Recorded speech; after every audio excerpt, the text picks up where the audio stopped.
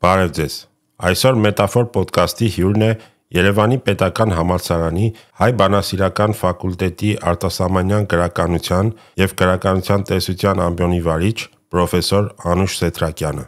Տիկին Սեթրակյանի հետ զրուցելու ենք Ամերիկայի Միացյալ Նահանգներում տեղի ունեցող մշակութային, հասարակական և քաղաքական տեկտոնական փոփոխությունների, ինչպես նաև դրանց աշխարհի վրա ունեցած ազդեցության մասին։ Զրույցի ընթացքում Տիկին Սեթրակյանը ուրվագծում է այն հնարքները և գործիքները, որոնցից օգտվում են էլիտաները լայն հասարակությունների վրա ազդելու և պարադիգմերի փոփոխություն թելադրելու համար։ Տիկին Սեթրակյանը բացատրում է նաև, թե ինչպես է ժամանակակից մարդը վերածվել այսպես կոչված հոմո դիջիտուսի կամ թվային մարդու և թե ովքեր են նրան կառավարում։ Հիշեցնեմ, որ Մետաֆոր պոդքասթի հաղորդումները կարող եք դիտել մեր YouTube-յան ալիքով և լսել Բելգիահայ ռադիոյի եթերում։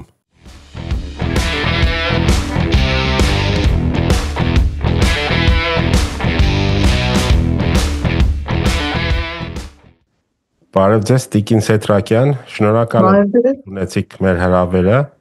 Մետաֆոր պոդքասթի հյուրը լինելու։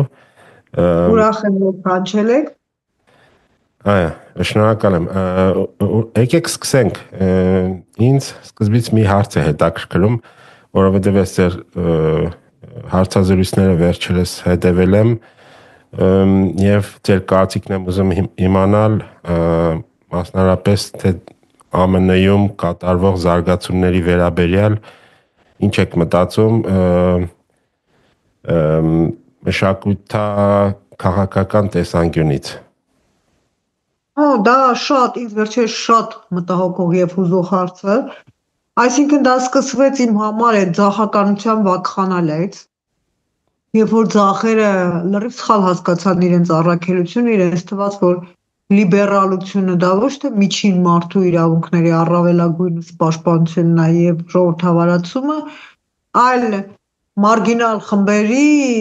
իրավունքների գերակայության հաստատումը միջին քաղաքացու և միջին ընտրողի վրա։ Եվ դա ծնունդ տվեց աջակալությանը։ Ես ճիշտ ասած սկզբում խիստ ողջունում էի, որովհետև գտնում էի, որ ժամանակն է, որ աջական դիսկուրսը վերադառնա, հիշելով այնուամենայնիվ glorious times, Ռեյգանի ժամանակները, երբ որ աջակալությունը իր ամբողջ ծաղկունքի մեջ էր, բայց ցավոք ինչ որ եկավ Ամերիկա, դա աճ ուղղվածության հետ կապ չունի։ Հենց այսօր առավոտյան ես պոդքասթն էի լսում Ջորջ Ֆրիդմանի, դե գիտեք այդ քաղաքականության հայրիկը, որը հիացած է Տրամպով, ակներև հիացած տրամպիստ է, այն բոլոր մարդիկ, ովքեր գովերգում են ուժի կուլտը և ուժի գերակայությունը, այդ հայտնի ֆրազը է, որ ուժեղները պետք է ճնշեն, իսկ թույլերը պետք է ենթարկվեն։ Նա խոսում էր այն մասին, որ դուք չեք հասկանում, Տրամպը վարում է բանակցություններ, ասում է, դա նրա բանակցությունը վարելու ձևն է, բանը, դուք համաձայն չեք, ես ձեզ ասում եմ բան եմ անում, դատապետում եմ, հիմա էլ լավ չի, ես արդեն բան եմ, ձեռք եմ առնում ռեպրեսիվ միջոցներ, ես ինքնից հետ խորհում էի զուգահեռ Ֆրիդմանի հետ, ասում էի լավ, դաստիարակված, եվրոպական և ամերիկյան կրթության բոլոր բովերով անցած մարդիկ, ոնց են կարողանում գնահատել այդպես ակնհայտ երևացող վարքագծային բուլինգը, այսինքն տեսեք, ոնց որ բոլորը Պուտինին Պուտինով հիացած լինեն, բոլորը ներքուստ փայփայեն Պուտինի հետ տխրեց բառապաշարը, ներառյալ Հայաստանի վարչապետը, ոչ մի տարբերություն։ Հայաստանի վարչապետը, ասենք վերջերս Անդրանիկ Քոչարյանը, այդ այլանդական դաստիարակության գովերգումը մարդկային, հասկանում եք,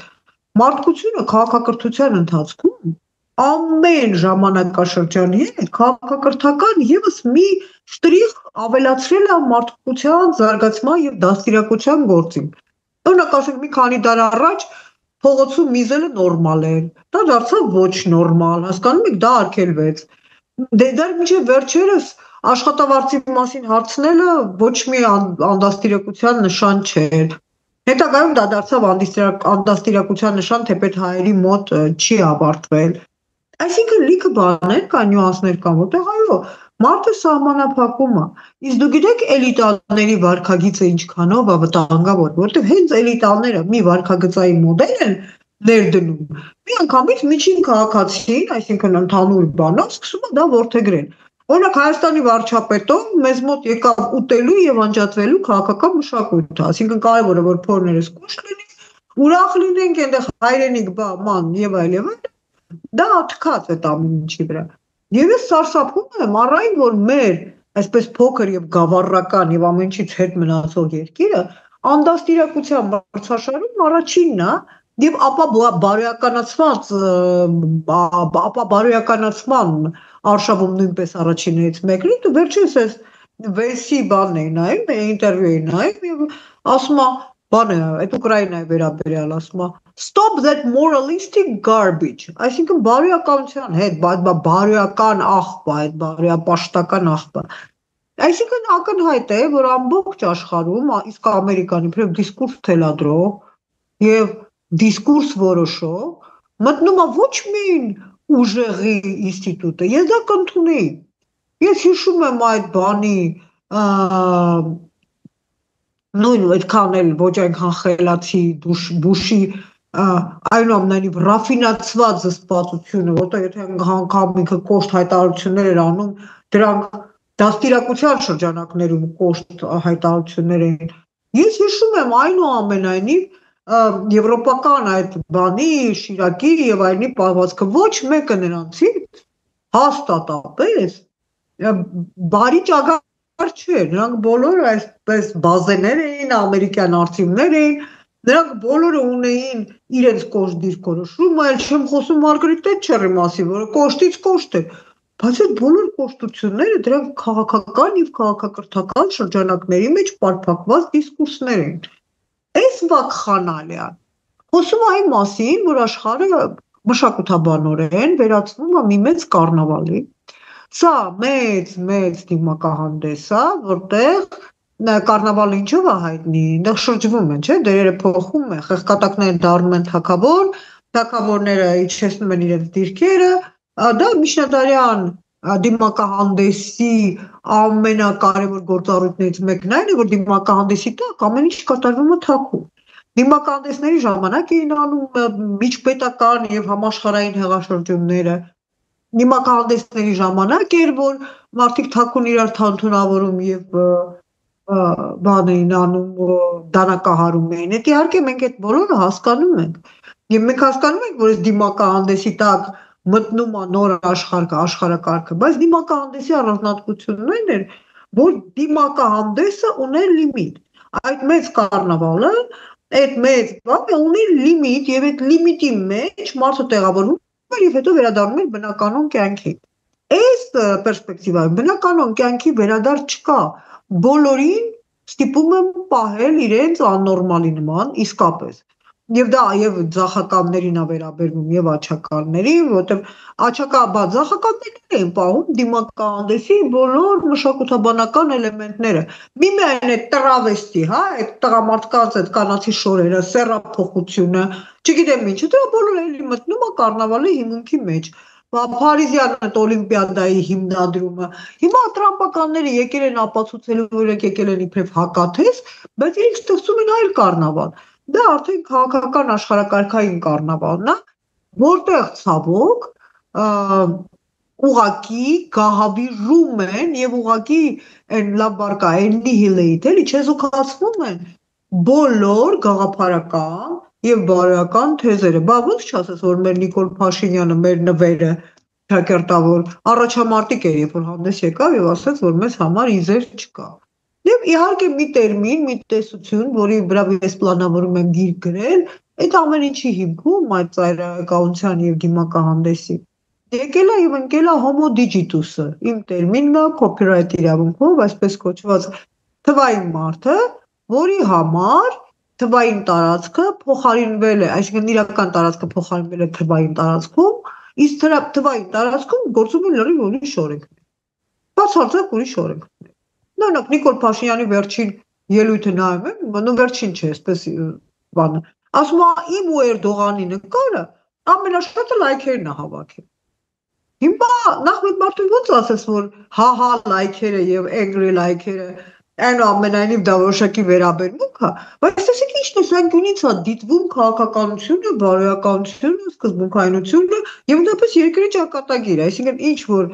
գերագույնս լայք հավաքեց, նա էլ ճշմարտացի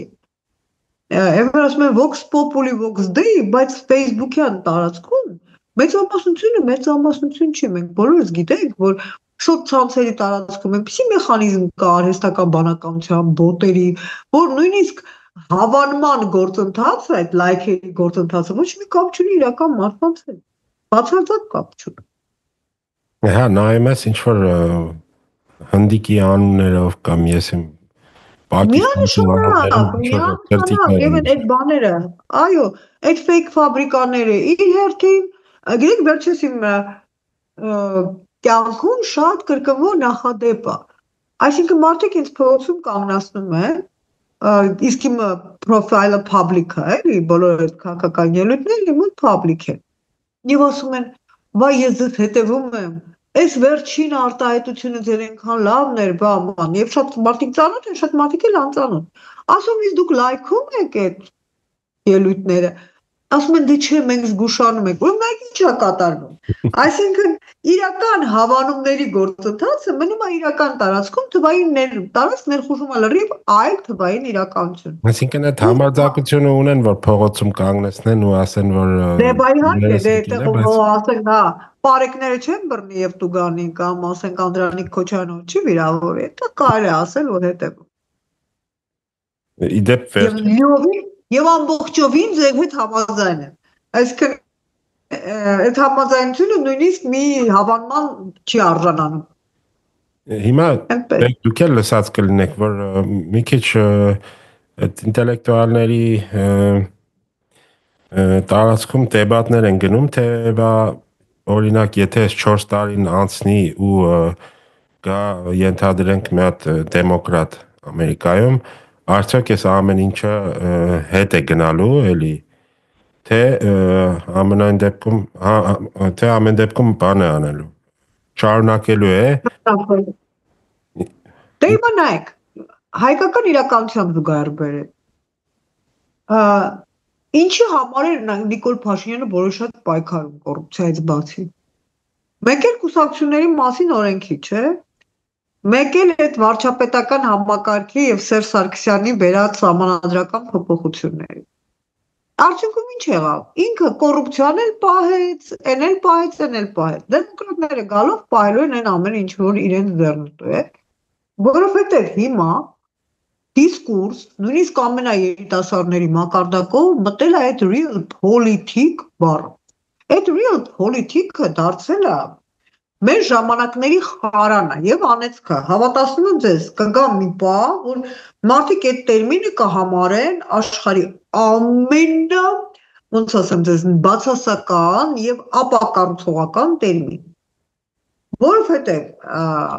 real politic-ը ինչ է նշանակում։ Իրական ռեսուրսների եւ իրական նորմատիվների, իրական իրերի դրության ստապ գնահատում։ Բայց ես նայում եմ ամբողջ պատմությանը, real politic-ի տեսանկյունից, ոչ մի ճակատամարտ չպետք է տեղի ունենա։ Պետք է հաշվարկ անեն, ասեն, որ ես է, սենց է, գնացեք դրան։ Հա, պետք է ասեն, սենց, հա, եւ կանգնես։ Ռուսական բառադինոն չպետք է լիներ, երկրորդ աշխարհամարտը չպետք է լիներ, բանը չպետք է լիներ, ես դեպի պատմություն եմ գնում, ես չեմ խոսում ներկա ռեալիաների մասին։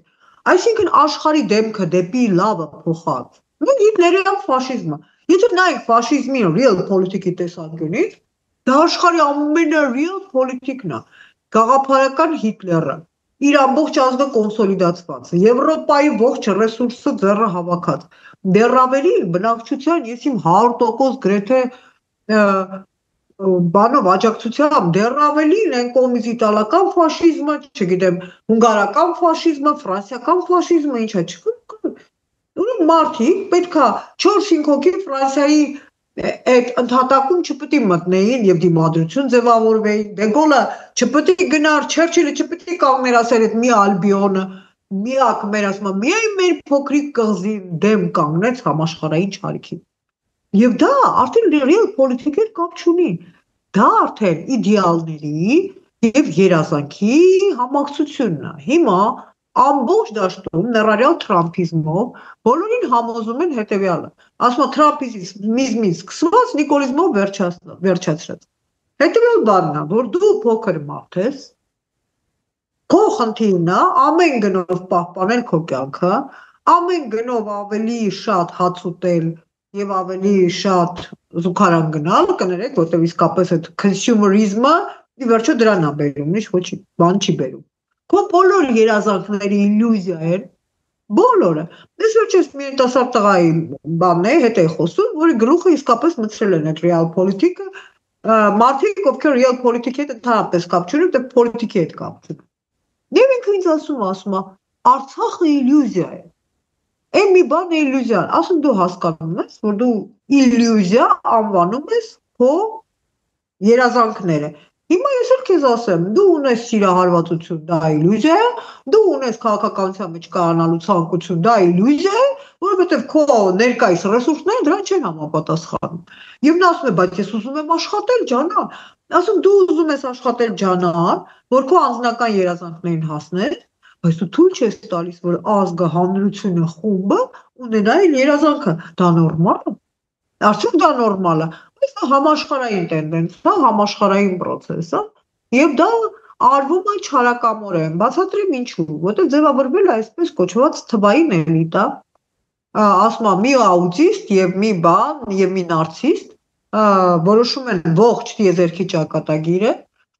աուտիստները չունեն էմպաթիա, ինքը բանով դա դիագնոստիկ է, դա դիագնոզ է, դա այսինքն դա այնպես չի, որ ես վատ բան եմ ասում, աուտիստները էմպաթիկ դիսկուրսը իրենց մոտ բացակայում է։ Էլոն Մասկի ինտերվյուն ինքը դե առաջի մի անգամ ասեց այս վերջերս։ Հա, ասեց ինչ-որ խղճահարություն ինչ-որ բառ ասեց այդ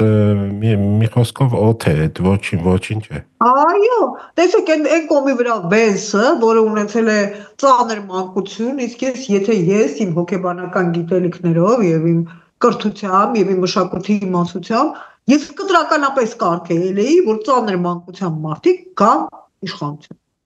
Անկեղծ եմ ասում, որովհետեւ ծանր մանկությունը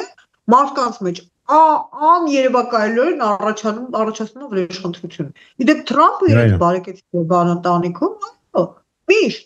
միշտ վրեժխնդրություն եւ այն որ ասում է մուրը հանելու անկախություն, բոլորի քթից բերելու, հա, տեսակ հիմա եկա, ես տարապել եմ մանուկ ժամանակ, հիմա այդ ամբողջ ձեր մանկությունը քթից կբերեմ, իհարկե։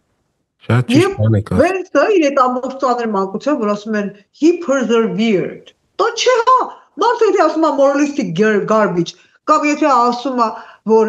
մենք չենք եկել լուծելու ձեր էթնիկ կոնֆլիկտները։ Այսինքն էթնիկ կոնֆլիկտի հետևում ցեղասպանություն կա, մի ամբողջ ազգի կոտորում կա, չգիտեմ, սպանություններ կան, գլուխը քարը։ Ես չեմ լուծելու ձեր էթնիկ կոնֆլիկտները, որտեղ ավելի կարևոր բան կա, իսկ թվային էլիտայի հիմնականը դա աշխարհի այլ տիրապետությունն է, դա աշխարհի ֆինանսական տիրապետությունն է, որտեղ եթե դու ամբողջը մտնում ես կրիպտո դաշտ, այդ էքսպերիմենտը կովիդով արեցին, էլի կովիդից օգտվեցին, կովիդով բոլորին մտցրեցին վիրտուալ դաշտ, տեսանք ինչ կառավարելի եւ անօգնական է մարդը առանց այդ թվային տիրույթի։ Ուղղակի իրանք են այն մարդիկ, ովքեր հաճախ հանդես են գալիս, օրինակ իդեմս այդ RFK Jr-ը, որ միշտ վակցինների դեմ է խոսում, նույնիսկ այստեղ հարցը կովիդի վակցինը չի։ Ինքը ասում է ընդհանրապես, չգիտեմ, պոլիոյի վակցինը, որ 60-70 տարի արդեն ինքը իրան արտարացրել է, լրիվ այդ ամեն ինչը ուզում է դեկոնստրուկցիայի ենթարկել։ Հա, բայց ասենք բանը, իմ հայրը բիոլոգ էր, կեսաբան էր եւ ինքը պնդում էր, որ գրիպի դեմ կոնկրետ վակցինա գոյություն ունենալ չի կարող, որտեղ դա ասում ամեն անգամ ստեղծի նոր վակցինա, դե շատ հաճախ ստեղծվում է, նորն է ստեղծվում, ես իդեպ աշխատել եմ այդ ոլորտում։ Հնարավոր չի։ Եվ նույն ձևով էլ կովիդը, որ անդադ մուտացիաների մեջ էր, հայտնի չի, թե որ վակցինը երբ էր օգնում եւ ինչ էր անում, բայց դա չի էական։ Էականն է, որ մարդը թվային տարածքում ու բանը digital elite-ի մյուս մասներ ոգևորվել Bill Gates-ը ելույթներ էր ունենում այն ժամանակ հիշում եմ CNN-ով նրա ելույթ ասում ընդհանրապես այդ գրկվելը համբուրվելը ձեռք սեղմումները դա դուրս գա ասում կովիդն էլ վերանա ասում մարդիկ չպիտի իրար հետ գրկվեն եւ համբուրվեն միշտ հաստատված է որ մարդը առանց գրկախառնության incomplete է ամբողջական չի նույնիսկ Նյու Յորքում ծառայություն կա որ փողով մարդուն գալիս են գրկում են որպեսզի ինքը իր պաշտպանված գա, որպեսզի ինքը իր այսպես մարդկային կերպին վերադառնա։ Այսինքն մարդուն ուզում են իզոլացնել, մարդուն ուզում են անջատել տակտիլ համակարգից, բարոյական համակարգից, գաղափարական համակարգից, տակը ինչ կմնա, տակը կմնա ջոյստիկով ղեկավարվող այն որևէ խաղի, այսինքն մեծերի խաղի մի էլեմենտ, դրանք հետ են ուզում, իսկապես այդ նպատակն է հետապնդում, շատ են խոսում տարբեր բաներից, դավադրություններից, ամենախոշոր դավադրությունը այդ է, այսինքն դա աշխարհի բոլոր միջազգային դավադրությունների խնդիրն է, շատ են խոսում մասոնների ծիծաղս գալիս է, որտեղ ես ուսումնասիրել եմ մոտ հիմա չէ, հիմա այդ լրիվ ֆիկցիա է, հնագույն մասոնական կազմակերպությունների կանոնադրությունը բոլորի նպատակը մարդուն մեծացնելն է, մարդուն զարգացնելը, մարդուն մարդկային, այսպես եւ աստվածային ամբողջականություն հաղորդելը։ Հիմա գնում է հակառակ գործընթաց, եւ այդ գործընթացի մեջ մարդը դառնում է անհույս աշխատող եւ անհույս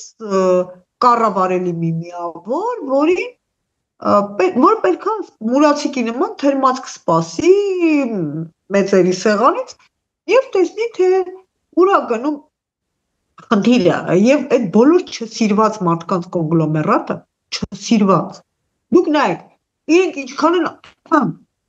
ատում Թրուդոին չէ այդ Թրուդոն մասսայական ատելության աղբյուր է մի առանձնապես ոչ ուժ ու ազդեցություն ունի մի առանձնապես, չգիտեմ, ներդրում չունի, այսինքն ինքը քաղաքական հակառակորդ չի, չէ, միանշանակ։ Բայց այդ Այո, բայց այդ տղայի գեղեցկությունը ինքնաբերաբար այդ բանը, ամիկաբլը, amable, այդ կերպարը մարդկանց ներվանեցվում է։ Նրանց պետք է Պուտինը, նրանց պետք է Սին, նրանց պետք է բոլորը Նիկոլ Փաշինյանը, այն բոլոր մարդիկ, Պուտինն էլ է, չէ, անսահման ծանր մանկություն ունի։ Մի քանի գիրք լույս տեսել նրա իրական մանկության մասին, այն որ մա բորթե գրված է, այն որ նրան Բաքում ծեծում էին, եւ նրա այլ այսպես հակումները, այդ բոլորը դուրս է եկել, այդ բոլորը հայտնի է, չէ, այդ բոլորը թաքցնել չի։ Ասում եմ, աշխարհը ղեկավարում են ծերացած, չարացած նարցիսիստները, որոնք իսկապես մեր գլխին մի բան բերելու են։ Իսկ եթե ոչ ծերացած, ապա երիտասարդ տարիքում կրկնակի չարացած։ Դուք ասացիք հոմո դիջիտուս։ Եթե լսել եք Հունաստանի նախկին ֆինանսների նախարար Վարուֆակիսը իհարկե տեխնոլոգիական ֆեոդալիզմ գիրքն է տեխնոֆեոդալիզմ այլում գիրք է այո այդ բանն է այդ կոմպյուտերը ես այդ գիրքը կարդացել եմ ֆանտաստիկ ֆենոմենալ գիրք է այդ application-ների եւ հա շատ լավ բայց անունը չէ ես մի հատ վատ առանձնահատկություն եմ ես գիրքը ծայրի հիշում եմ բայց գրողի անունը չեմ հիշում կամ հիշելուց սխալ եմ արտասանում լավ որ դուք ասացիք այդ որը բացատրում է ինքը շատ լավ այդ գրքում որ յուրաքանչյուր անգամ մուծելով որևէ application-ի համար առանց որի դու ձեռու ոտք չունես անկարող ես գոյավարել դու մտնում ես կառավարելի տեխնոլոգիական ֆեոդալիզմի մեջ դու քո վասալության ապացույցն ես տալիս Օրինակ ես երկար ժամանակ պայքարում եմ արհեստական բանականության դեմ, то есть չի ուզում հերթական կախվածության մեջ ընկնել, տեսա չէ հնարավոր չէ, ինքնից պետք է աշխատանքի համար, քաշեցի եւ կանոնավոր իմ $20 ամսական մուծում եմ այդ մի բանի համար։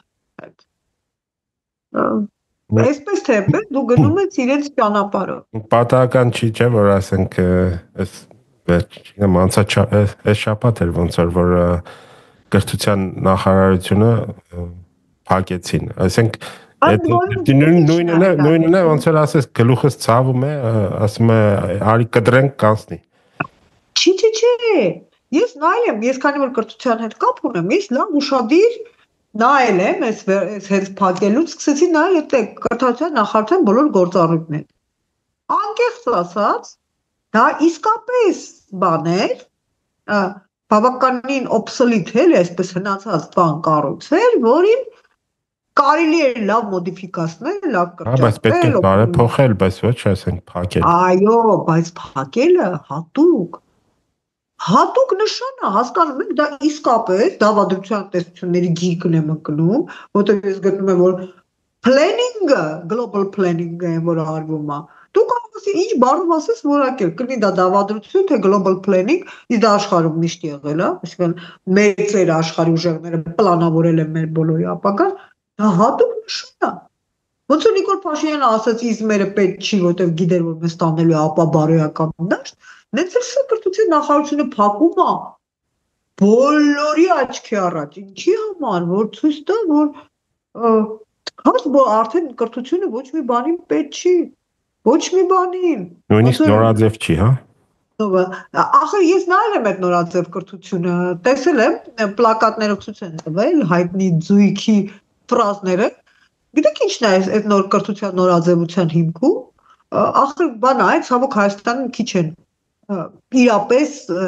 բազմալեզու եւ տարբեր աղբյուրներից օգտվող մարդիկ, եթե ես բան ունենայի, ես կհավաքեի, եթե ես ունենայի ֆինանսավորելու հնարավորություն, ես կհավաքեի մի 10 պայծառ ուղեղ, այսպես ասած, որոնք ունենային մինիմում 3 լեզու իրենց տրամադրության տակ, որտեղ շատ-շատերի աղբյուրը ռուսերենն է, որը սխալ է, շատ-շատերի աղբյուրը անգլերենն է, որ էլի սխալ է, պետք է այդ բոլորը միացվի, պլյուս դրան պետք է լինի մեկ արաբերեն աղբյուր եւ մեկ պարսկական եւ մեկ չինական աղբյուր, որ ինֆորմացիան ամբողջական է։ Դա սայենտոլոգիայի հիմքն է։ Սայենտոլոգիայի հիմնական դրույթներ են այն մասին, որ մենք եղել ենք, մենք չենք եղել, դուք շատ լավ գիտեք այդ սայենտոլոգիական բաները, շատ հոլիվուդյան դերասաններ ընկան այդ ազդեցության տակ։ Հիմա ես տեսնում եմ, որ մեզ մոտ կրթվել է նորաձևի տակ, հրամցվում է սայենտոլոգիայի, այսպես ասած, մոդիֆիկացված դրույթներ։ Կամ բան, եւ իրենք ման են գալիս գյուղերով Վարդենիսում, պոպուլարիզացնում դրույթները։ Երևի այդտեղից էլ ինչ որոշակի գումար ստանում, որտեղ այդ բան է, չգիտեմ, չեմ կարող ասել, այդ մեկը չեմ կարող պնդել։ Հիմա այս ամենը հաշվի առնելով ինչ եք կարծում քաղաքական աճը եւ ծախը այլևս գոյություն չունեն եւ չեն ունենալու թե քաղաքական աճը եւ ծախերը գլոբալիզմի դրույթի մեջ արդեն լավ չեն դիտարկվում, որովհետեւ նրանց ոնց որ պրոլետարիատ էլ չկա, պրոլետարիատը վերացավ, չէ։ Պրոլետարիատը, ոսմա պրոլետարներ բոլորի երկրների միացեք, էլ չեն կարող մարդիկ միանալ ժամանակին դա ակտուալ էր։ Հիմա այլևս դա ակտուալ չի։ Իդեպ Մակրոնը առաջի անգամ որ եկավ, ինքը եկավ նաև մերժելով համ աճը, համ ծախը, ասես մենք ոչ ենք։ Վերջից մի ուսումնասիրություն եմ գրել գրական։ Բայց գիտեք, չէ, որ գրականությունը քաղաքականության հիմնական մշակութային բազայի լավագույն մատակարարն է։ Որտեղ գրել էի թագավորության եւ բռնապետության հիմնական շեքսպիրյան ընկալումների մասին, որտեղ պարզվեց մի հետաքրքիր բան։ Այն թագավորը, որը ընկնում է այս կամ այն մարգինալիզացված իրավիճակի մեջ, այսինքն կամ ինքը բռնապետ է, կամ ինքը չափից դուրս փափուկ է, հա, երկու դեպքում ինքը վատ թագավոր է իր երկրի համար։ Եվ Շեքսպիրը շատ հետաքրքիր եւ բազմաբովանդակ մարդ էր։ Թագավորը պետք է գտնվի միշտ կենտրոնական position։ Պետք է միշտ պահպանի բալանսը։ Իրական թագավորը դա բալանսավորողն է։ Թագավորի ամբողջ իմաստը դա համակշռելն է, հակակշռելն է, checks and balances, իզուր չեն էլի հիմնադիր հայրերը, անունը հենց այդ դրել, checks and balances, համակշռել եւ համադրել։ Իսկ տեսեք, այդ Ֆրիդմանը շատ մանիպուլատիվ իհարկե ծեր հրյա, ծեր աղվես, ասում է հետեւյալը, ասում է դա Ամերիկայի բանը չի։ Ամերիկան ասում է America is for radical changes, ասում է մենք ռադիկալ փոփոխությունների համար ենք։ Եվրոպան դա continuity-ն է, շարունակականություն։ Մենք էլ radical բանն են, changes-ներն են։ Բանը, այսինքն հիմնվում է, որ Թրամփին արդարացնում է, խոսելու որ Ամերիկան radical changes-ի երկիր է։ Բայց որ հասկանում եմ մի բան։ Ամերիկան այն կղվին էր իր պատմության ստեղծման պատմությունից, որտեղ բոլորը փախչում էին փրկության համար։ Ստեղծման պատմությունից այլակրոնները փախչում են, որ հենց կրոնական գործառույթ իրականացնելու հնարավորություն ունենան։ Ավազակները փախչում են նոր կյանք ստեղծելու համար, աղքատները փախչում են հարստանալու համար, այսինքն այդ բոլոր, տենց էլ կոչվում էր, first it was the country of outcasts, այդ բոլոր դուրս շպրտվածները եկել էին, որ նոր երկիր ստեղծեին, եւ դրանից հետո էլ այդ ամբողջ էմիգրացիոն ալիքը, ով որ արդարություն չէր գտնում, փախչում են Ամերիկա, ով որ աշխատանքային հնարավորություն չէր գտնում, փախչում են Ամերիկա։ Եթե այդ երկիրը կորցնի այդ պատմությունը, ազատման եւ բանը ոչ միայն ասում եմ, ես միշտ ասել եմ իմ ամերիկացի ագեներին, ասում եմ you are not only the country of liberty, you are the country of liberation, որտեղ ոչ միայն ազատությունն է, այլև ազատագրումը։ Եթե դուք դադարեք այդպիսի լինելուց, դուք կկորցնեք ձեր պատմությունը, դուք կդառնաք ռեգիոնալ ինչ-որ բավականին ուժեղ երկիր, վերջ, բայց աշխարհին միշտ վերահսկող է պետք։ Ուրեմն պետք է համակերպել նրա հետ, որ Ամերիկան չի նելու այդ աշխարհի վերահսկող։ Իսկ այնտեղ համբերատար, սիրուն, համակշռված սպասում է Չինաստանը։ Իրենք իբր թե իրենց ամբողջ Ուկրաինան թողնելը, չգիտեմ ինչը թողնելը, պայմանավորում են նրանով, որ ինքը թե Չինաստանի հետ կռի ունեն տալ, ոչ մի կռի չունեն։ Բացարձակ։ Գովում են, հարաբերությունները լավացնում են, պետք է հաստայքում հիշեք խոսքերս։ Տրամպը այն մարդը չի, որ Տայվանի համար կռի տա։ Նա Տայվանը զոհա։ Տեսեք, օրինակ հետաքրքիր է, որովհետև ես հիմա խոսում եմ հայերի մասին, ովքեր ապրում են Եվրոպայի տարբեր քաղաքներում, տարբեր երկրներում, ու ինչ որ դիսկուրսներ են տանում, որ ասենք վեր են հանում Միացյալ Նահանգների վատ կողմերը, որոնք իդեպ որոշ դեպքերում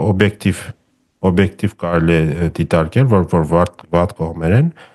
բայց հակադրելով դա, ասենք չինական կամ ռուսական այդ անազատությունների մոդելին, ու ուզում ես ասես, որ այդքան ասենք չինական այդ անազատությունները, ավտորիտարիզմը քեզ դուր է գալիս, դու ինչ ես ասենք կյանքդ վատնում այս եվրոպական ազատ երկրներում, իրանց ամեն բացասական կողմերով հանդերձ, էլի, ես հիմա չեմ ուզում ամեն ինչ ասեն սպիտակացնեմ,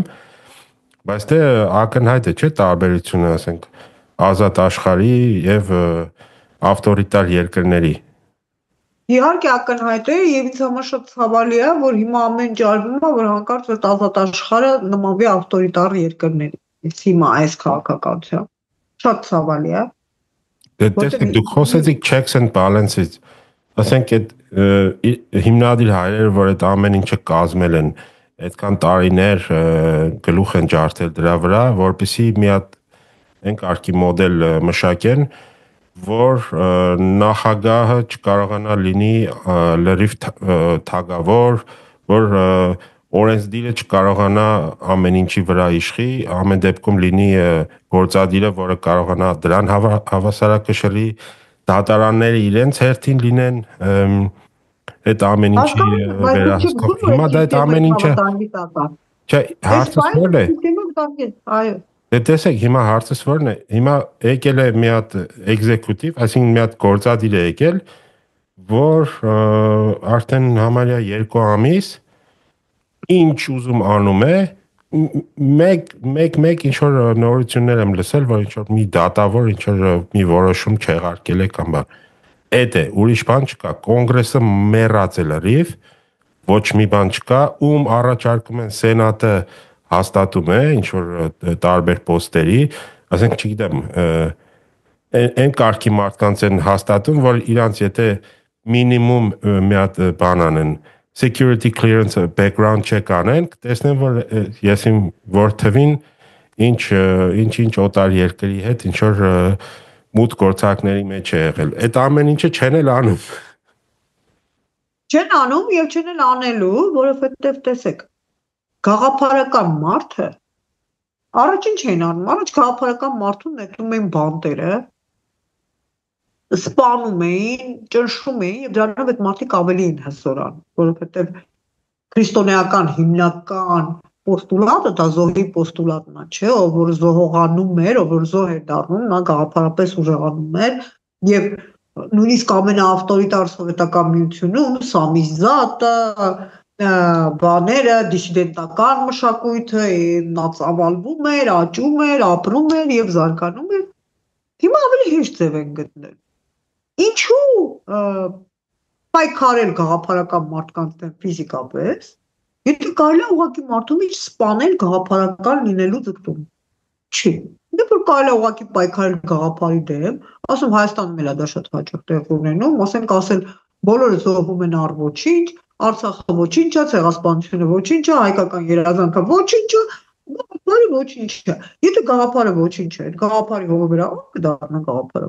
Ոչ չի դառնա։ Դա գեղեցիկ ճանապարհ է։ Հիմա Տրամպը խոսում է, ասում է Ամերիկան բան չի ձեզ համար պաշտպան չի, 1000 եթե Ամերիկան երկբանի watchdog չի, այսինքն երկրի մեջ գլոբալ աշխարհի մեջ գլոբուսում գլոբալ աշխարհակարգ պահող չի, գաղափարական եւ ֆինանսական ներդրում անող չի եւ նաեւ դրա հետ կամք թելադրող չի, մենք հասկանում ենք, չէ՞, որ քան անում է նաեւ կամքն է թելադրում, հո այնպես իզուր չեն այդ բոլոր վատնումները։ Ամերիկայի մի 4 տարի հետո բանի տեղ դնելու ոչ ոք իրենց թվում է որ դոլարի իշխանությունն է իշխելու։ Դրա դեմ են պայքարում, չէ՞, հիմա ինչ որ կրիպտո սամիտ է հայտարարում։ Հա, կրիպտո սամիտ հայտարարում, որտեղ դերած թվում է որ իրենց ներդրած կրիպտովալուտան կլինի դոլարի համարժեք ուժգնությամբ, որտեղ ինչ-ինչ իրենց փողերի մասին իրենք չեն մոռանում ոչ մի վարքյան։ Բայց տեսեք, հզոր երկիր էր Ամերիկան, հզորագույն։ Երկու գաղափարական տերորիստ ամերիկյան իսկ ինքնաթիռներով մտան երկու աշտարակի մեջ։ Այսինքն մենք հասկանում ենք, չէ, որ երբ որ գա գաղափարական խաբարների ժամանակը, ոչ մի անգաղափարական հողավոր եւ բանը թվային դեմ չի կանգնելու այդ իսլամական հոսքին։ Այդ ո՞նց են իրենք պատրաստվում անում։ Իրենք ո՞նց են պատրաստվում օրորի, ես չեմ ասում, որ դրանք ճիշտ գաղափարներ են, մենք ինքներս բոլորս մեր մաշկի վրա գիտենք ինչ է իսլամական ֆունդամենտալիզմը, բայց փաստն է, չէ, որ մարդկանց դաստիարակում են պրիմիտիվ, ընդունելի իրենց համար եւ հեշտ յուրացվող գաղափարական դաշտում։ Եվ բաղ գալու է պահը, որ Ամերիկայի մեջ հարցում են արել, պարզվել է, որ 60%-ը պատրաստ չի իրենց երկրի համար կռվել, չեն ուզում։ Նույնն էլ Կանադան, նույնն էլ Եվրոպան։ Եվ գալիս է մի ստվար ամբողջ, որը իսլամական համընդհանուր հաղթանակի համար պատրաստ է վարկյանը մեկ ինքնահրկիզվել, ինքնապայթվել, ինքնա չգիտեմ ինչ անել, պարզ չի ով է հաղթելու, այդ ժամանակ կճանաչենք ով է ինչ անում ու ոնց է վերջանում։ Հասկանում եք, այդ բոլորը, այն բոլոր մարդկանց, որոնց թվում է որ գլոբալ են մտածում, իրենք բոլորը real politics-ի մի լուրջ հատված մոռանում են։ Իսկ այդ real politics-ի լուրջ հատվածը գիտեք որն է, որ դեկոնստրուկցիա դեռևս նորություն չի։ Եթե միտեղ շենք է կառուցված եւ դու այդ շենքը պայթացնում ես, ինչ գեղեցիկ է, ինչ ազատ տարածք է, չէ՞, դա նորություն է։ Ո՞ւմ պետք է այդ հին շենքը։ Տեղը թե դու ինչ կառուցես, կարող է վաղ այդ տեղը դառնա հանրային զուգարան, ասենք, բոլորի համար, եւ դա արդյոք նորություն է։ Այդ սարսափելի միտումը յուրաքանչյուր քայքայում իբրև նորություն ներկայացնել պոստմոդեռնիզմի ժամանակաշրջանից սկսած շատ լավ օգտագործվում է բոլոր քաղաքական ակտորների, այսպես էյջենտների կողմից։ Այդ որ ասում եք պոստմոդեռնիզմը, դա ենթադրում եք, որ երբ վանից է սկսել։ Ես սկսում եմ բանը, դրա հիմքը փորեցին ինչպես միշտ, գիտեք չէ, ինչի տակից փորում ես, դուրս է գալիս բոլշևիզմը, անկեղծ ասեմ։ Ռուսական հետ կա, ամենուրի կա։ Այդ որ սկսվեց Դերիդայի այդ կոմունիստական, դրանք բոլորը կոմունիստներ են, չէ, բանը Դերիդան, Ֆուկոն, Բարթը, այդ բոլորը կոմունիստներ եւ էլի դժբախտ մանկության Այդ դժբախտ մանկության ֆենոմենը։ Ես միշտ ասում եմ, դժբախտ մանկությունը պետք է միայն իր սուբլիմացիան գտնի արվեստում։ Լուրջ եմ ասում, որտեղ արվեստում ինքը դառնում է մի գեղեցիկ հեքիաթ եւ բոլորին մտցնում է էմպաթիկ դաշտ։ Բայց հենց մտավ քաղաքականություն կամ գաղափարական դաշտ, որտեղ արա։ Հիտլերը սկսել էր նկարել, նա չթողեցին ստիպված մարդիկ քաղաքականության։ Հիտլերի մանկությունը գիտեք նաև ինչով էր ծանր։ Ինքը ծնվել էր արդեն արատավով։ Լուրջ խնդիրներ ուներ ֆիզիոլոգիական։ Դա մեծ խնդիրներ ուներ եւ դա իրեն ահավոր տառապացնում էր։ Բայց չթողեցին, թե թողեցին նկարել։ Հիմա այն ասում է շատ լավ անեկդոտ կա, ասում է Մերկելը բոլորի թոշակները կտրեց, բացի երիտասարդ արվեստագետների, որտեղ շատ լավ գիտեր, թե ինչ արինում, երբ որ երիտասարդ արվեստագետների թոշակը կտրում ես։ Ինչով է վերջանում։ Այդ մի հատ էլ այդ գերմանացիների մասին ուրիշ անեկդոտ կա, ասում է գերմանացիները ասում է ազգային երազանք ունեն, ասում է չէ, չունեն։ Ասում է իսկ ունեցել են, ասում է հա ունեցել են, բայց ոչ մեկին դուր չեք։ Հիմա ազգային երազանքը իհարկե բանը։ Ես միշտ ասում եմ մեծ ազգերի ազգային երազանքը պետք է շատ խնամքով մշակվի, իսկ փոքր ազգերի ազգային երազանքը պարտադիր պետք է մուրճով մտցվի նրանց գլխների մեջ, որտեղ դա պետության միակ պահպանման միջոցն է։ Փոքր ազգային երազանքի զրկել նշանակում է նրան ոչնչացնել, դեկոնստրուկցիայի ենթարկել, վերջ։ Բանը, այդ բաները միտումները պոստմոդեռնիստական, այդ կոմունիստական դաշտից եկել է, իդեպ բանը լուրջ բան չեմ անում, գովազ չեմ անում, բայց ես պոստմոդեռնիզմ շարք եմ տվել Բուն TV-ով 10 լեկցիա, որտեղ լրիվ բացատրել եմ, թե ինչի կբերի այդ պոստմոդեռնիզմը, 8-9-10 լեկցիաները որ նայեք, ոնց որ նայեմ մի 7-8 տարի ընկոմ երևա ինչա կատարվում։ Հասկան, այսինքն ինձ մի հատ հարց էր հետաքրքրում, բայց հիմա էլ այդ հարցը չեմ ուզում տալ, որովհետև ես ձեզ ուզում էի հարցնել, թե որովհետև արդեն պարզ դարձավ, ինձ թվում է, ուզում էի հարցնել այդ փոփոխությունները ըստ ձեզ վերևից ներքև է լինում, ավելի դյուրին ձևով, թե ներքևից վերև, բայց հասկանում եմ, որ միշտ վերևից ներքև Վերև, միայն վերև շարք է։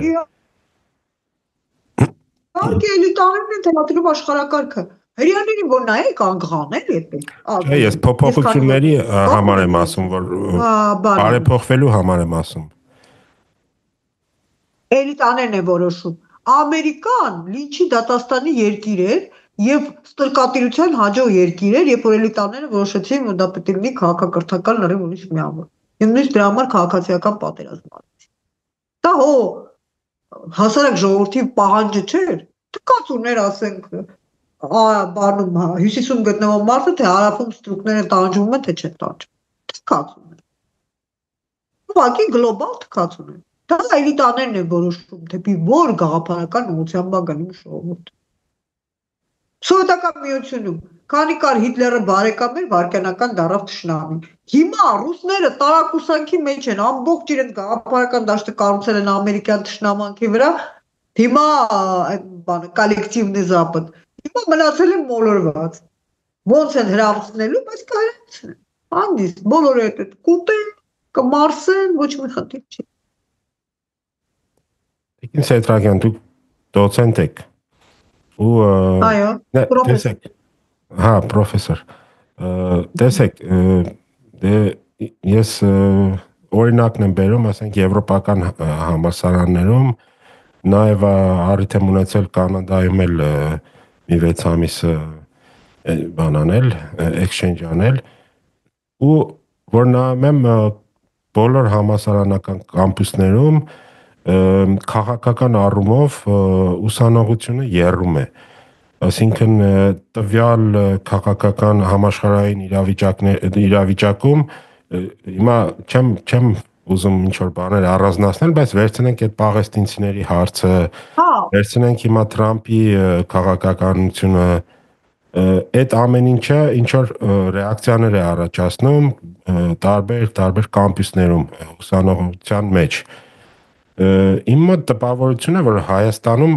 ուսանողություն գոյություն չունի կամ այդ հատվածը մեռած է թե կա։ Չէ, ես մտնում եմ լսարան, այս երեխեքը շատ լավն են, իսկապես շատ լավն են։ Ես արդեն ունեցել շփվել նաև եվրոպական ուսանողության հետ։ Բայց զրո կազմակերպություն կա, այսինքն զրո համագործակցություն կա։ Ոչ մեկին չեմ վստահում ճիշտ են անում, ես էլ ոչ մեկին չեմ վստահում, ճիշտ են անում,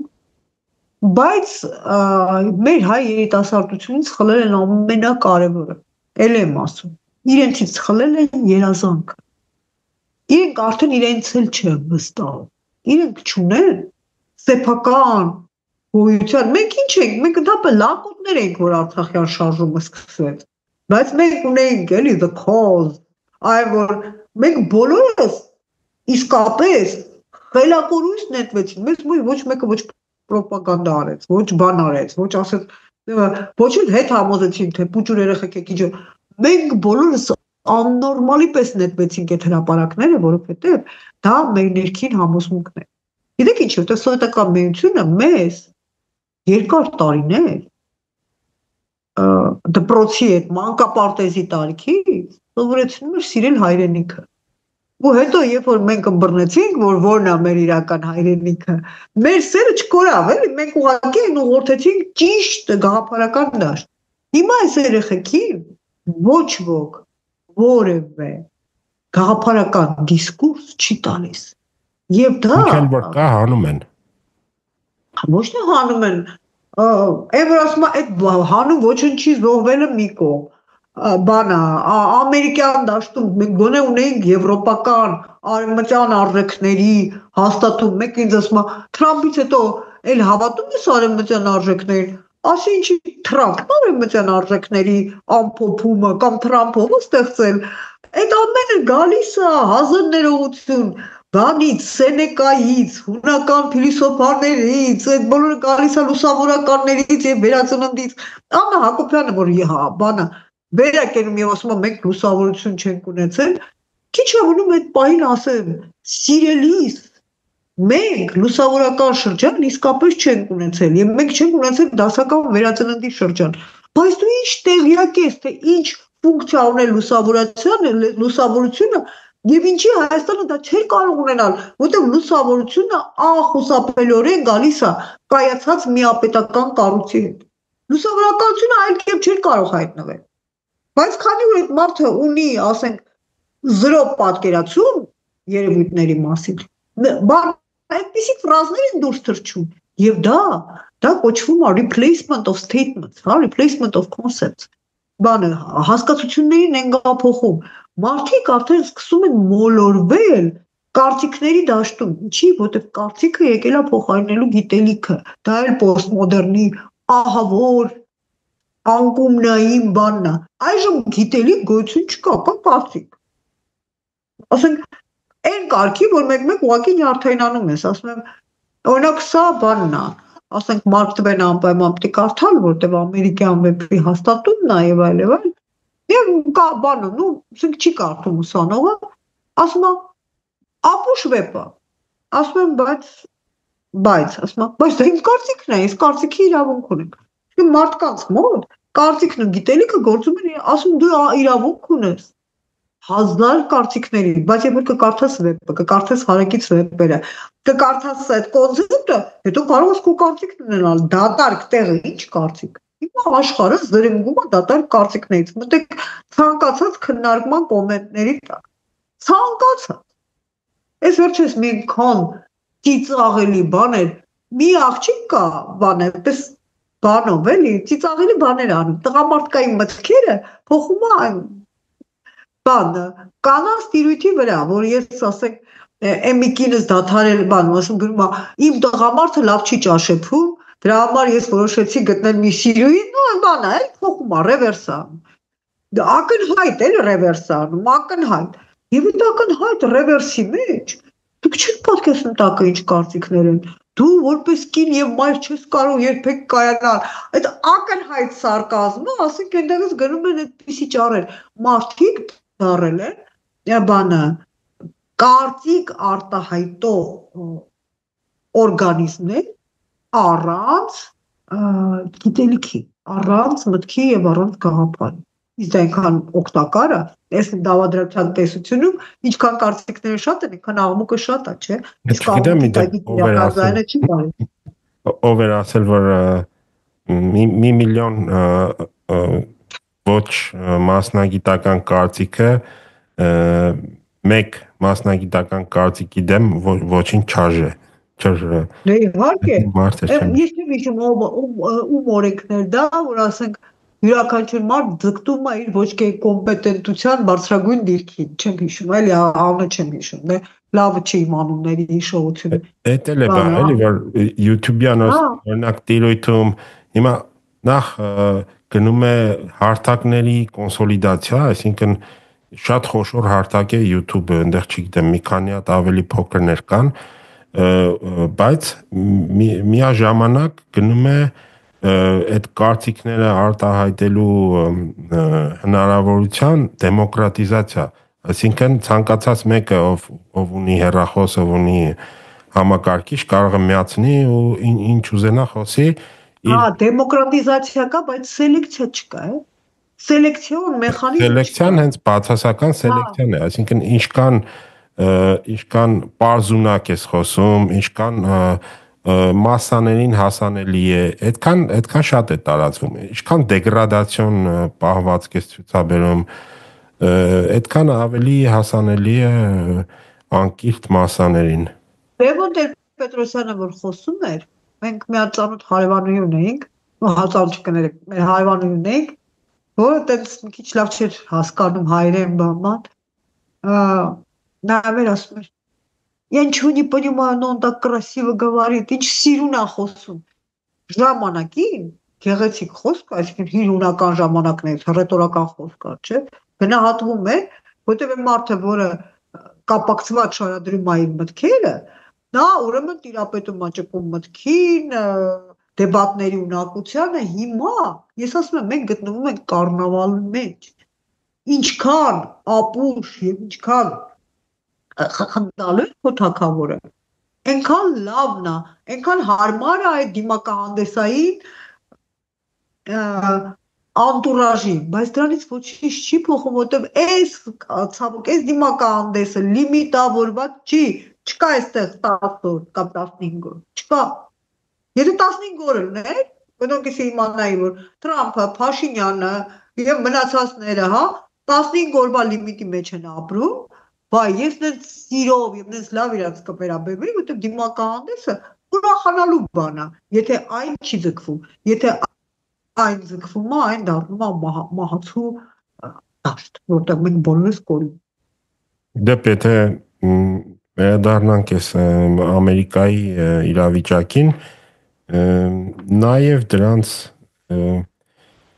դրանց ինչը բերեց այս Թրամփի գալուն, այսինքն նայում ես բերեց այդ էքստրեմալ վոկիզմը, իսկ դրան ինչը բերեց, դրան է բերեց այն առաջի Թրամփը, այսինքն Թրամփ Չէ, վոկիզմին բերեց իմ կարծիքով այն, որ կներեք ռուսերեն բառ օգտագործելու համար հայկական համարժեքը չեմ գտնում։ Այն որ ասում է զարժրալիս, այդ իսկական լիբերալ ինչ է նշանակում։ Դա նշանակում է, որ ասում է բանը, համբուրգեր, այդ բառ կա, այդ բան։ Այն որ իսկական, էլի, Բոշի յուղի մասին հայտնի է հայկական ասույթն է։ Չի կարելի լիբերալ դիսկուրսը աղճատել, իրենք էլ կառնավալացրին լիբերալ դիսկուրսը։ Իրենք լիբերալ դիսկուրսից սարքեցին հերթական կրկեսը։ Եվ հերիք չսարքեցին կրկեսը, լավ, թող կրկեսը ներզվարճանային, իրենք դպրոցներում մտցրին այդ աջենդան, իրանք սեռափոխությունը դարձրին, այն խնդիրը, որ Կամալա Հարիսը ելույթեր ունենում, որ բանը պետական հարկատուների փողով պետք է լինի։ Իհարկե, էլ չեմ խոսում եմ մասին, որ ֆրանսիական օլիմպիադա, որը գաղափարական առումով մենք հասկանում ենք, չէ, queer-ի հաղթանակն է։ Այսինքն, եթե այս դիսկուրսին ձեռնտու է ենթարկվող մարդը, այնտեղ ձեռնտու է բանը տարօրինակ մարդը, որտեղ տարօրինակ մարդն էլ նույնպես աշխարհի իրադրության հետ կապ չունի։ Մարդերը տարօրինակությունների մեջ ապրում։ Queerism-ի հաղթանակն է, դեպ Հայաստանում էլ է արձագանքները եղան։ Queer party, queer։ Հաշվի առնել չա բանը, այդ բոլորը մարդկանց վախ ներշնչեց իրենց սերունդների, իրենց կենցաղի։ Ինչու փախտեց։ Հավատացնում եմ, ես նայում էի, չէ, փոլինգների եւ նայում էի, ինձ որպես image-maker հետաքրքրում էր էլի այդ բանը։ Ամենաշատ ձայն նրան բերեց Հիուշի դիսկուրս։ Ինչի։ Հիուշի, եմ որ ասեց այսուհետ Ամերիկայում լինելու է երկու դերանուն, հիեչի։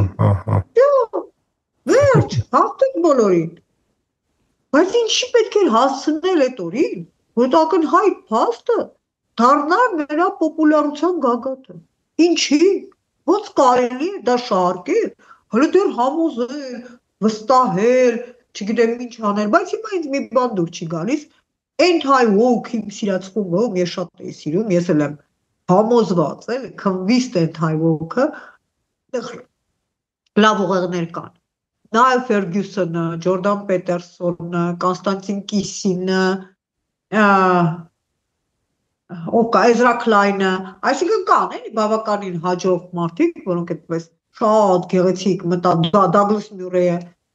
հիմա իրենք տարակուսած են, որտեղ իրենց մարդկային բանական կերպը չի համակերպում Թրամփիզմին,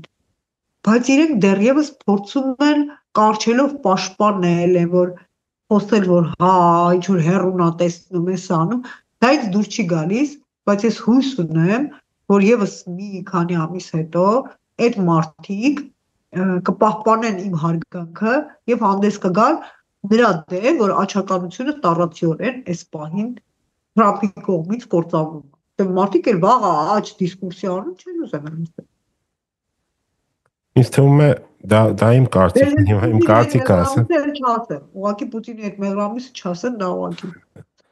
Բայց Պուտինը շատ ավելի իբրև քաղաքական գործիչ, քան Թրամփը։ Պուտինը իր շատ ավելի քաղաքական է պահում։ Հա, սխալ, չարական,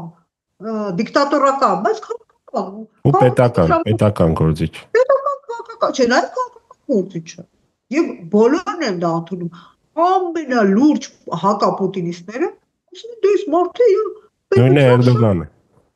Հա, նույնը Էրդողանը։ Դուք Նիլ Ֆերգյուսոնի ու Ջորդան Պետերսոնի անունները տվեցիք։ Մի քիչ այդ Նիլ Ֆերգյուսոնի հետ ես ավելի ոնց որ ավելի շատ հույսեր կկապեի, քան Ջորդան Պետերսոնի, որովհետև Ջորդան Պետերսոնը դուք նաև խոսեցիք իսլամիզմի այդ ռեակցիայի մասին, այս այլասերումների վերաբերյալ նաև ու որ իրանք մնում են իրանք գաղափարին հավատարիմ ու պայքարում են այս այլասերումների դեմ նաև իրենց պատկերացումներով ու դրան ասենք Ջորդան Պետերսոնները հակադրում են ինչ որ չգիտեմ հնացած ու թույլ ու ոչ կենսունակ ինչ որ քրիստոնեական կոնսերվատիզմ, այսպես ասած։ Նայեք, ես ինքս ագնոստիկ եմ եւ հայտնի ագնոստիկ եմ, ինձ շատ է մեղադրում։ Ես ոչ մի քրիստոնեական ծես չեմ պահում, բայց որպես, այսպես ասած, մշակութաբան, գրականագետ, քաղաքագետ ես կարող եմ ձեզ վստահորեն ասել, որ քրիստոնեական աշխարհայացքը, այսինքն այն ինչ որ կա scriptural, դա աշխարհի ամենամոդեռն գրվածքն է, սիմվոլիկ եւ կոգնիտիվ տեսանկյունից, որ երբևէ հնարավոր է պատկերացնել։ Դա ասում է մարդը, որ Ղուրանն էլ է նայել, բան եւ այլ բան։ Ուղղակի եւ ինչ որ եվրոպական քաղաքակրթությունը կառուցվել է, դա կառուցվել է քրիստոնեության շուրջը, նույնիսկ նրա շղթման ճանապարհը։ Ուղղակի հիմա ժամանակները մի քիչ փոխվել են։ Այսինքն, բայց դրա ինչն է կենսունակ, ես ուզում եմ հասկանամ, դա սկզբից մինչև վերջ ինքը վիկտիմիզացիայի բան է գնում ու դա այդ ամեն ինչը ոնց որ հիմնված է հասարակության ստրուկ հատվածի զանգվածների վրա, չէ, որ կարող են դրանց կառավարեն։ Քրիստոնեության մեջ կա գերագույն ֆրազ, որը ոչ մի կրոնում չկա։ Եվ այն կոչվում է ազատ կամք։ Ազատ կամքի գաղափարը, մարդու ազատ կամքի գաղափարը, կա միայն քրիստոնեական մշակութային կոնստրուկտի։ Ուրիշ տեղ այն գոյություն։ Երկրորդ, կա մարդու Բայց դա Բիբլիայի միջից չի եկել։ Ես վստահեցնում եմ, դա աշխատում է իբրև գործող թեզ միայն քրիստոնեության մեջ։ Ուրիշ ոչ մի կրոնի մեջ այն չկա։ Փիլիսոփայության մեջ կա։ Դա կա արևմուտքում, բայց դուք ասում եք քրիստոնեություն, ես կասեի արևմուտքում, բայց դա Բիբլիայից չի բխում։ Չէ, Բիբլիայից կներեք, free will-ը Բիբլիայից է։ Այդ մի դոր կտակարն է, այն կտեսնեք։ Հա։ Երկրորդը դա կա մարդու կերպի եւ Աստծո կերպի կապը, այսինքն այն որ մարդը իր բնույթով ունի անսահմանափակ հնարավորություններ եւ դեպի լավը զարգանալու կարողություն։ Օրինակ, իսլամում հիերարխիան շատ ուժեղ է։ Մեռնես դու Աստծո մոտակայքը չես կարող ֆռալ, էլ այսպես ասած։ Ինչ ուզում ես արա, հա, կզոհվես, կգնաս դրախտում լավ կլինի, բայց զոհվես ճիճու։ Քրիստոնեությունը տվել է մարդուն դեպի վերելք գնալու դեպի իր սեփական անձը կատարելագործելու ճանապարհը։ Դա ավելի շատ ռեֆորմացիայի, այսինքն կալվինիստների մոտ, բայց կրոնը թույլ է տվել, չէ՞ որ ռեֆորմացիա լինի։ նույն մեր Թոնդրակյանները, Պավլիկյանները։ Հա, բայց կրոնը թույլ է տվել, որ այդ փոփոխությունը կատարվի։ Դրա համար եկեք դե դու թողես ոնց պայքարել են դրանց դեմ Տիգրան Պետրոսյան, Հայաստանից վտարել են դրանց։ Բայց այդ կրոնը թույլ է տվել, որ պայքարի, դե մենք իսլամում թող մեկը ես մի հատ մոլայի հետևից եմ եկել։ Անդադ ուզում է իսլամի եւ քրիստոնեության բաները, այսպես կոգնիտիվ շղթաները բարձել, հակադրել եւ այլն։ Եվ գիտեք, չէ, մոլա վերջում ասաց, որ ես դժողքի վիժվածքն եմ, ինչ շայթան հողարկել եւ թող չկրեմ իր աչքից։ Շատ մեծ կոմպլիմենտ էր, որտեղ դրանով նա ընդունեց իր պարտությունը, ասել է դեպատ անենք, էլի։ Եվ երրորդը ոչ մի կրոն, ոչ մի չի ասել եղբայրեր եւ քույրեր Քրիստոսի մեջ։ Այսինքն սեռերի եւ ընդհանուր մարդկային հավասարությունը կա միայն քրիստոնեության մեջ։ Հեսա կասեմ բուդդիզմի մեջ կա ոչ, կա բուդդիզմի մեջ կա։ Բուդդիզմի մեջ կա համահարթ վերաբերմունք, բոլորին հավասար ենք մեր սիրո մեջ։ Թե չէ այնտեղ ինչ որ մի բան վերընկած է, եթե ես դրանց անջատված եմ լրիվ, ինձ համար նշանակություն չունի, մենք հա բարձ չի, որ ես ու ես աթոռ ինչ որ առումով հավասար ենք։ Եզերքի մեջ գոյություն ունենք, էլի ասեք, հա։ Դա բուդդիստական, այսպես ասած, պրիմիտիվացնում եմ, ես գիտեմ, ես շատ եմ պրիմիտիվացնում, բայց տվյալ պահին մենք խոսում ենք բան,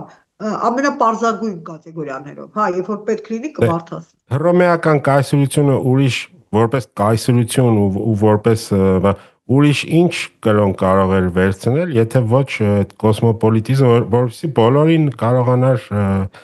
համ բոլորը հավասար բանի վրա դրվեին, համ կարողանար կառավարել։ Պայքարում դրա դեմ, այդ եկեք նաև հիշենք, եւ հետո հասկանանք, որ մարդը ընդունում է այն կրոնը, որի համար իր հոգեբանությունը եւ աշխարհայացքը պատրաստ են։ Տեսեք, միսիոներները մտան Աֆրիկա, շատ երկրներ, եւ գիտեք որոշակի ցեղեր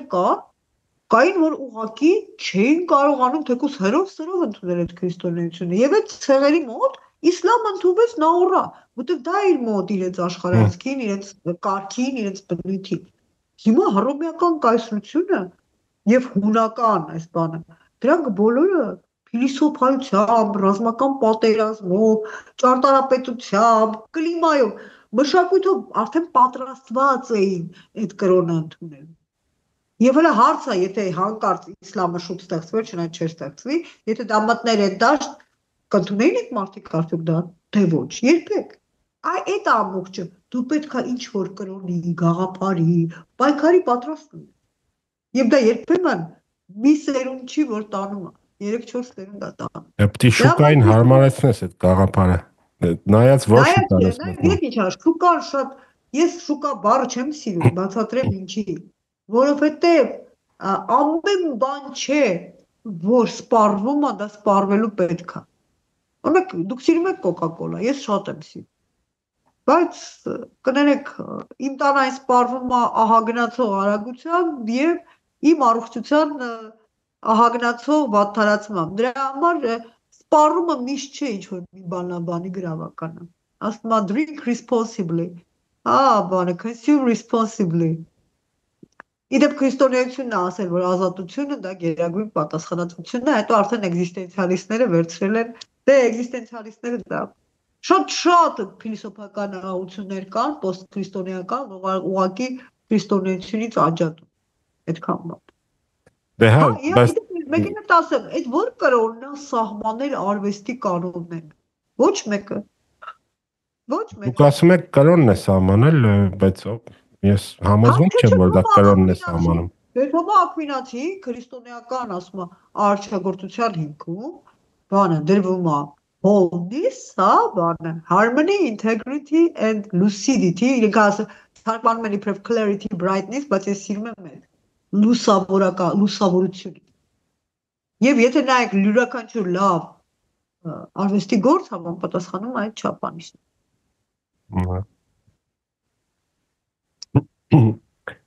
Հա, բայց ասում եմ, ես 100% ագնոստիկ եմ եւ քրիստոնեությունը իբրև կրոնական դոգմա չեմ ընդունում ընդհանրապես, որտեղ դա իմը չի։ Բայց ես նայում եմ դրա մշակաթ ամեն հատված մշակութաբանորեն կարդալիս ուղղակի ցնդում եմ, հասկանում եք, դա այնպիսի ֆանտաստիկ բաներ են, այնպիսի ֆանտաստիկ։ Կրոնը սեփական իրա պասի հանդեպ կասի, որ ոչ այն ինչ որ դեպի բերան, այն ինչ որ բերանից դուրս։ Այսինքն Էնա Ռամադանը պահում են, նայում եմ, էլի, տակը մի հատ հոգևոր բան չկա։ Մի գրամ։ Դա ամեն ինչը։ Եթե Ամերիկան էսպես շարունակի, իրան կհաղթեն։ Իսլամիզմը, ուզում եք։ Իհարկե։ Իսկ ինչ պետք է փոխվի։ Եվ դրա նախանշանները կան։ Տեսեք, օրինակ, մենք խոսացինք Նիլ Ֆերգյուսոնից, դուք խոսացիք, այսինքն Ես վերջերս շատ լեգիտիմ միտք ինքը արտահայտեց, որը նաև ինչ-որ չափով Նիլ Ֆերգյուսոնը Նիլ Ֆերգյուսոնը նաև բացատրում է ինչ-որ օբյեկտիվ պատճառները, որ Թրամփը եկավ։ Ինքը ասում էր պատմությունը, որ նայում ես, ասենք մեծ կայսրությունները, որ եղել են, օրինակ Ամերիկան հիմա ասում է 2024 թվին առաջի տարիներ, որ ռազմական բյուջեն եւ պետական պարտքի տոկոսները, որ ինչքան պետք է տոկոս մուծեն, ոչ թե պարտքը, այլ տոկոսները, համարյա հավասարվել են։ Ադամ Ֆերգյուսոնի, որը կապ չունի իր հետ, ասում է դա կապ չունի իմ հետ, Ադամ Ֆերգյուսոնի բանն է, բանը defense and debt, այդ հարաբերակցությունը պետք է լինի միշտ պաշտպանական բյուջեի օգտին, եթե հանկարծ գնում է դեպի սպառման պարտքը, պետությունը կործանում։ Այսինքն այսօրվա վիճակով 36 տրիլիոն անցել է Միացյալ Նահանգների պարտքը, պետական պարտքը, ընդ 800 քանի միլիարդ, համարյա 900 միլիարդի հասնող ռազմական բյուջեն է, մի այդքան էլ ամեն տարի, որ ինչքան պետք է տոկոս փակեն այդ պարտքի վրա, բայց այդ տոկոսների գումարը տալիս է ամեն տարի ավելանում է, այսինքն հաշվարկներ են արել եկող 10 տարվա ընթացքում համարյա 1.3 տրիլիոն է այդ բեռը։ Տեսեք Թրամփը ոնց է լուծում այդ մարտահրավերը, ինչ որ կասկածում։ Եթե հաշվի առնենք, որ վերջին տվյալներով իր մերձակա դիջիտալ էլիտայի, բանի, Բեզոսի, Մասկի եւ այլոց ակտիվները հսկայական կորուստներ են։ Մանավանդ Մասկի։ Բեզոսները ահագին կորցրել, այնտեղ մեկն էլ կար էլի անը մոռացա։ Ինչ փոփոխություն է լինելու կամ լինելու է թե չի լինելու։ Ես նկատի ունեմ մյուս կառավարության մյուս ճյուղերը կարողանալու են ինչ-որ հավասարակշռություն բերեն, թե չէ։ Չեն դիմադրելու, որովհետև դիմադրողականության ռեսուրսը սպառվել է։ Ինչ նկատի ունեք։ Վստահություն չկա, դե ասենք կոնգրեսմենը ինչի չի պայքարում։ Կոնգրեսմենը չի պայքարում, որովհետև նրան էլ են ներշնչել, որ գաղափարները սնանկ են, կյանքը անցողիկ է, կուշտ ապրել լավ բան է։ Ու ինչ-որ Էդգար ջան, հայրենիքը տանում են, տող քտնեցից տակից։ Հիմա ես էլ չեմ պայքարում, հա, ասենք այդ Facebook-ում ստատուս գրել, դա պայքարել չի։ Պայքարելը դաշ դուրս գալն է։ Ինչու՞։ Դա յուրատեսակ պարալիչ է, դա յուրատեսակ բան է, ապատիկ ստագնացիա է, որի մեջ դու սառում ես, որովհետև դու ոչ թե համոզված ես, որ գաղափարները սնանկ են, աշխարհում ոչ մի բան չի ստիպի պնդել, որ գաղափարները սնանկ են։ Պարզապես գաղափարները մարդունակ են դառնում այն ժամանակ, երբ որ նրանց կարիքը կա։ Հիմա ամբողջ այս գաղափարազուրկ դաշտում ամեն վարքյան ապացուցում ենք, որ գաղափարների կարիք չկա եւ ապացուցում են էլիտաները։ Դրա համար այնտեղ բացի իսլամիստներից բարձրանում ֆոնի վրա իհարկե փոքրիկ, բայց հզոր Իսրայելը,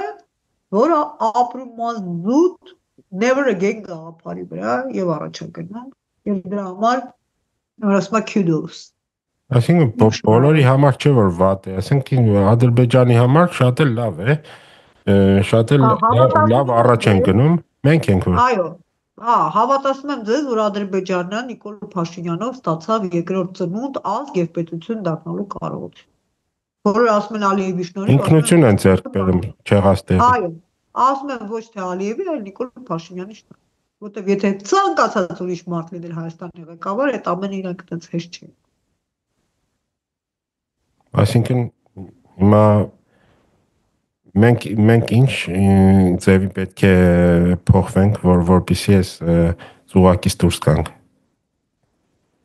Մենք պետք է մոռանանք, որ մենք ծեր եւ մարազմատիկ ազգ ենք։ Մենք պետք է հիշենք, որ մենք դեռևս այքան չէ մարդիկ, որոնք բան չի, ասենք ամբողջ կյանքում լավ հաց չեն կերել եւ հիմա եկել է իրաց հաց ուտելու ժամանակը։ Հիմա մենք ամբողջ կյանքում հատվածաբար ենք ապրել գաղափարական եւ հոգեվոր կյանքով։ Եկել է մեր հոգեվոր ասկետիզմի բանը, ֆիզիկական ասկետիզմի եւ հոգեվոր ծաղկման ժամանակը։ Կամ կհասկանանք, կմտնենք այդ ֆիզիկական ասկետիզմի մեջ, կամ կկործանվենք։ Յուրաքանչյուր ազգ ունի ժամանակը։ Եթե ինքնապահպանման բնազդ ազգի մոտ գնում է, ինքն է վերանում։ Այսինքն ինքն է վերանում, իրան երբեք նժդերն է ասել, որ չեն կարող սպանել։ Ինքը եթե որոշել է, որ պիտի մեռնի, մեռնում է։ Իհարկե, եթե հանձի նվում է, արդեն։ Զարգացած ազգերը ինչ որ իրենց համար վատ երևույթների դեմ պայքարում են քաղաքական գործիքներով,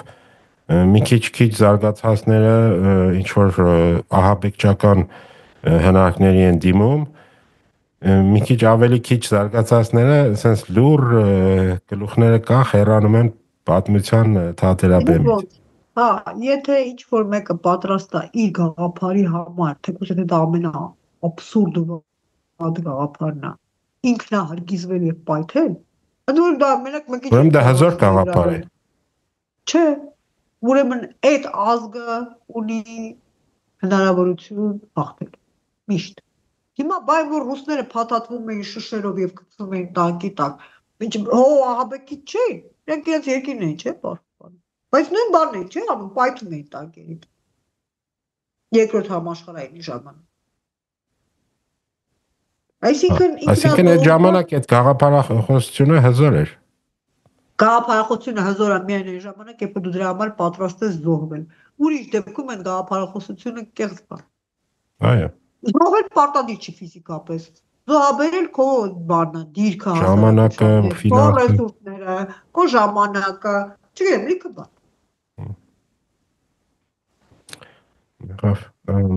Շատ շնորհակալ եմ դրույթի համար։ Ձեզ եմ շատ շնորհակալ։ Ուղարկեք, չէ՞, Նյութ Էդգար ջան։ Իհարկե, սա եթերում գնալու է իմ